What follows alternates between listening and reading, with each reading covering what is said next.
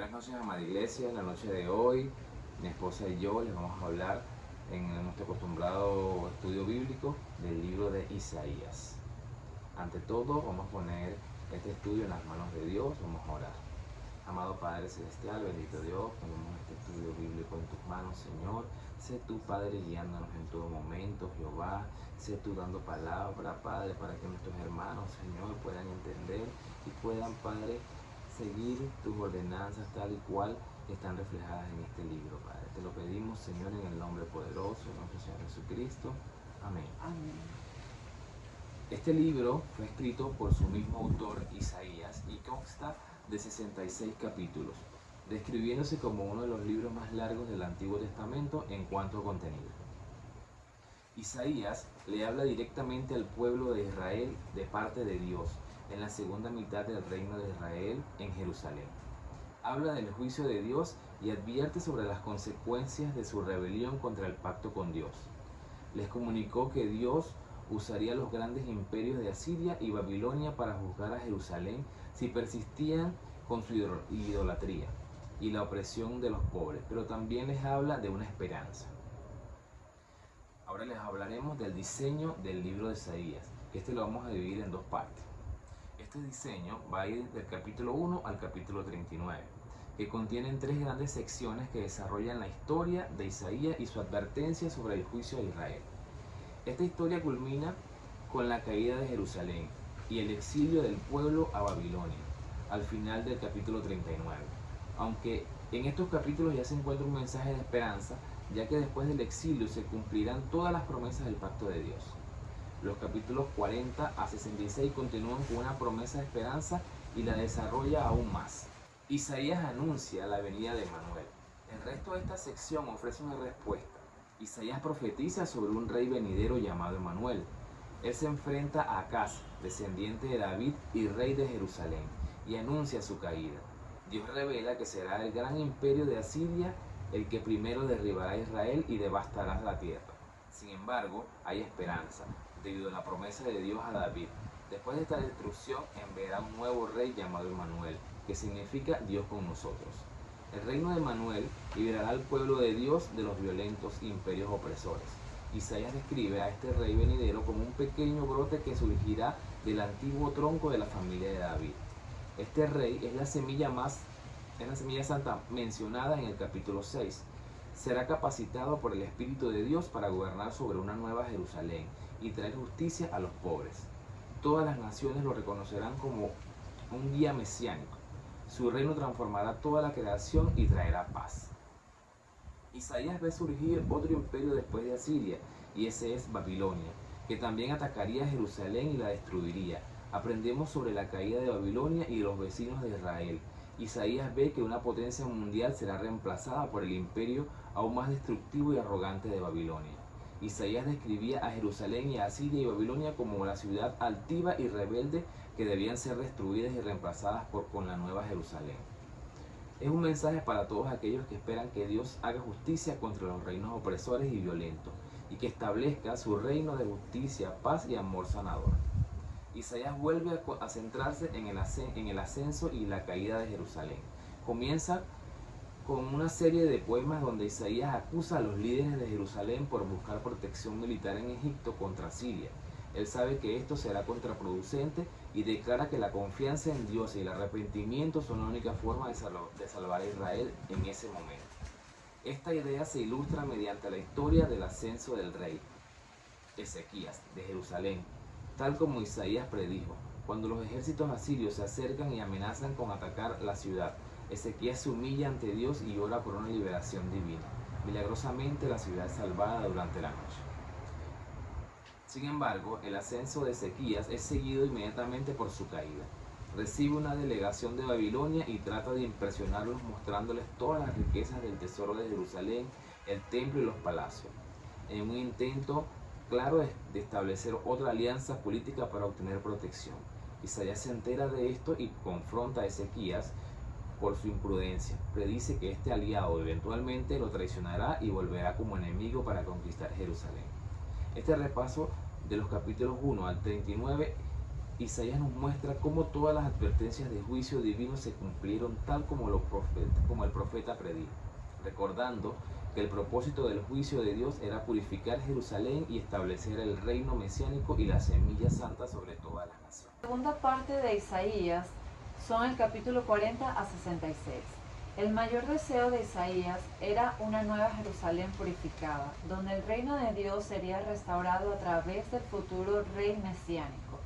Todas las naciones se reunirían en paz.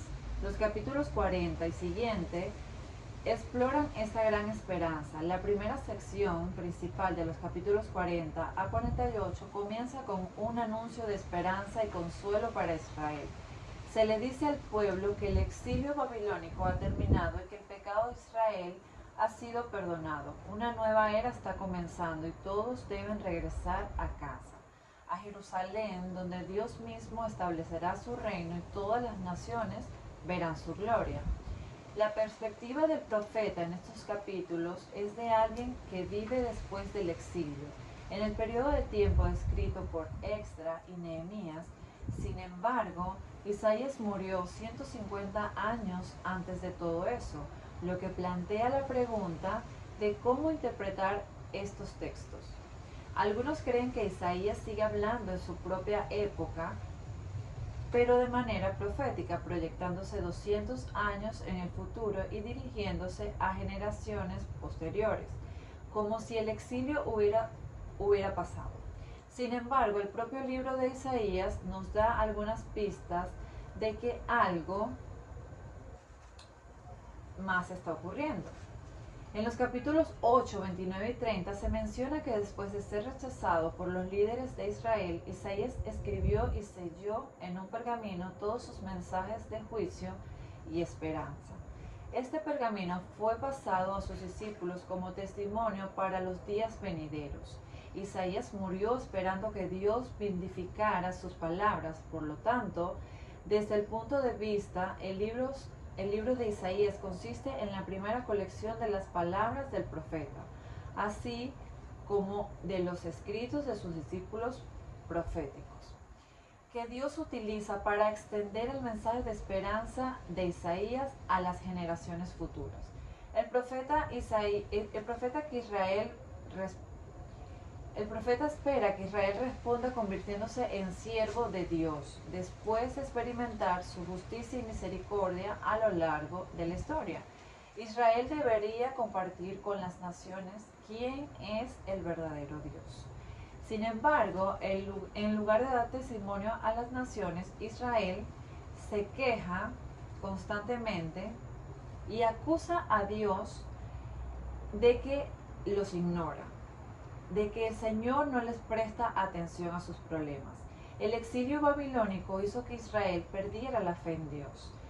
Surgieron dudas sobre su poder y se preguntaron si los dioses de Babilonia eran más poderosos que su reino. En los capítulos 41 al 47 representan una escena de juicio. Dios responde a estas dudas y acusaciones con dos argumentos principales. Primero, declara que el exilio a Babilonia no fue negligencia divina, sino un juicio divinamente orquestado por el pecado de Israel. Segundo, afirma que fue un beneficio de Israel que Dios levantó a Persia para conquistar Babilonia y permitirles regresar a casa, cumpliendo así las palabras de Isaías. Sin embargo, al final del capítulo 48 encontramos que Israel sigue siendo tan rebelde y obstinado como sus antepasados, lo que lleva a Dios a descalificarlos como su siervo. Esto nos lleva a la siguiente sección, los capítulos 49 a 55, donde se nos presenta a una figura llamada el siervo de Dios, quien cumplirá la misión que Israel no ha podido llevar a cabo. Dios otorga a este siervo el título de Israel y lo envía en una misión para restaurar.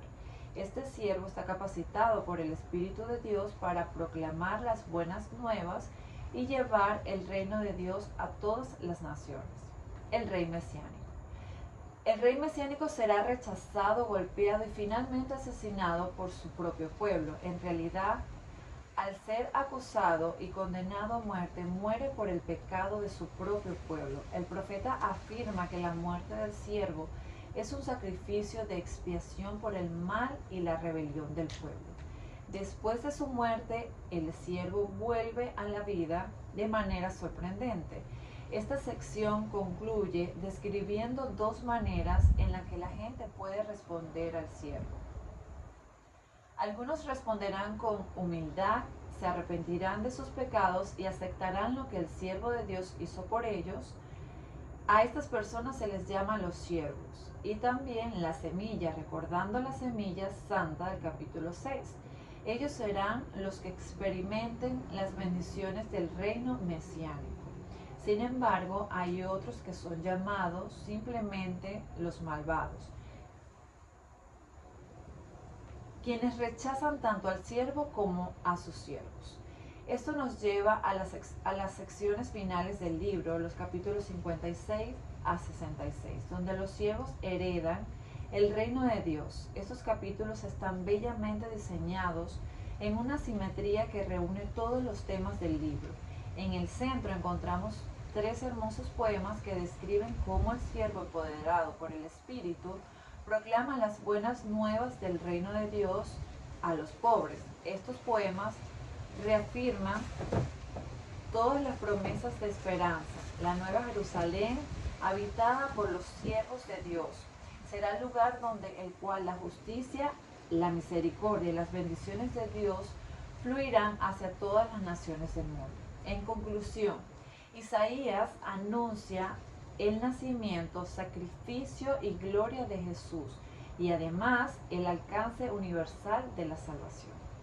Bueno, queridos hermanos, este fue el resumen del libro de Isaías. Es bastante extenso, pero con un mensaje muy claro, muy bonito y que hasta el día de hoy podemos extender esas buenas nuevas que ya el Señor Jesús nos entregó. Así es. Bueno, hermanos, que tengan una bendecida noche. Gracias.